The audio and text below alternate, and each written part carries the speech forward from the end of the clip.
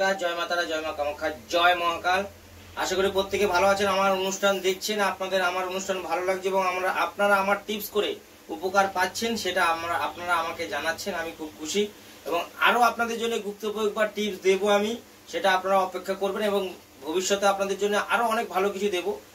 আজকে যে বিষয়টা আলোচনা করব এটা আপনাদের জন্য খুবই গুরুত্বপূর্ণ আলোচ্য বিষয়। সেই বিষয়টা আপনারা যদি মন দিয়ে শোনেন এবং যদি করতে পারেন, তাহলে বাড়ির মধ্যে টাকা পয়সা যেমন থাকবে, বাড়ির মধ্যে অশান্তিটা কমে যাবে।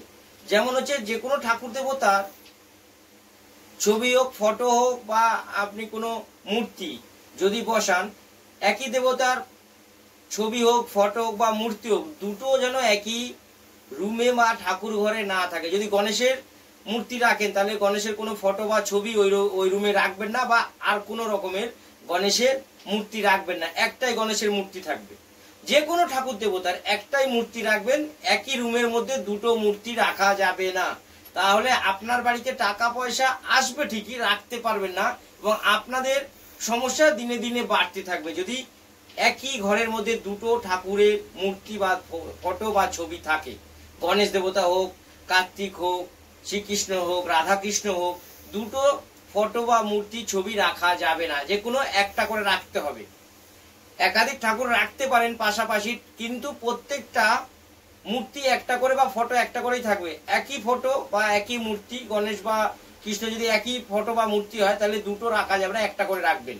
তাহলে আপনার বাড়িতে উন্নতি হবে এবং আপনার সমস্যার সমাধানগুলো আপনারা নিজেরাই করতে পারবেন। না হলে বাড়তে থাকবে।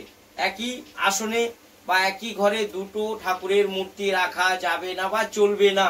যদি থাকে আপনারা অন্য ঘরে শিফট করান, বা যদি থাকে কোনো গাছের গোড়ায় বা কোনো মন্দিরে গিয়ে দিয়ে আসুন। তাতে আপনার ভালো সময় আসবে এবং অর্থ সংকটটা মিটে যাবে, অর্থ সংকট দেখা দেবে না।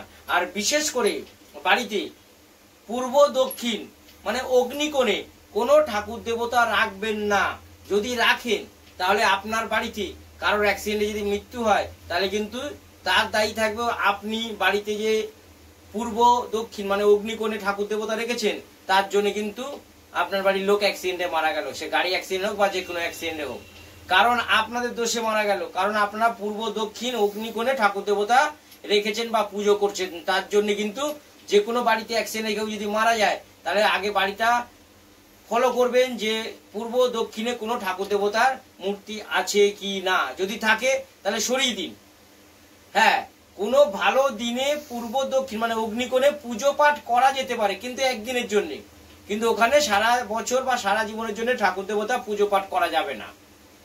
বা কোনো অমাবস্যা বা আপনার দীপাবলির সময় ওখানে আপনারা প্রদীপ জ্বালাতে পারেন বা ওখানে পুজো পাঠ করতে পারেন, কিন্তু একদিন দুদিনের জন্য, রোজ নয়। তাহলে কিন্তু যদি ওখানে মূর্তি থেকে যায় বা ফটো বা ছবি থাকে ঠাকুরের, তাহলে দেখবেন আপনার বাড়ির লোকের অ্যাক্সিডেন্টে কিন্তু মৃত্যু হচ্ছে। তাই ওখান থেকে ফটো বা মূর্তি যদি পুজো করেন, সরিয়ে অন্য জায়গায় শিফট করুন।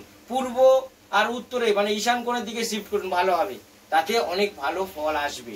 এইটা হচ্ছে আপনারা যদি করতে পারেন, তাহলে আপনাদের বাড়িতে টাকা পয়সা যে সমস্যাটা দেখা যাচ্ছিল, সেটা কমে যাবে এবং সবার সাথে সম্পর্কটা ভালো হবে। যদি আমার কথা মতন পুজো পাঠ করতে পারেন। পুজো পাঠ নিয়ে আরো বলবো, আরো অনেক টিপস দেবো। আজকের এই পর্যন্ত। নতুন টিপসের জন্য আপনারা অপেক্ষা করুন। যদি অনুষ্ঠান ভালো লাগে আর আমার অনুষ্ঠান প্রথম পেতে চাইছেন, যে প্রত্যেকটা অনুষ্ঠান আপনি দেখতে চান, তাহলে আমার অনুষ্ঠানটাকে সাবস্ক্রাইব করবেন। তাহলে আমার প্রত্যেকটা অনুষ্ঠান আপনার কাছে প্রথমে পৌঁছে যাবে। আর যদি ভালো লাগে একটা লাইক দেবেন। সবাই ভালো থাকুন, সুস্থ থাকুন। মা তারা মা কামাখ্যা আপনাদের মঙ্গল করুন। নমস্কার।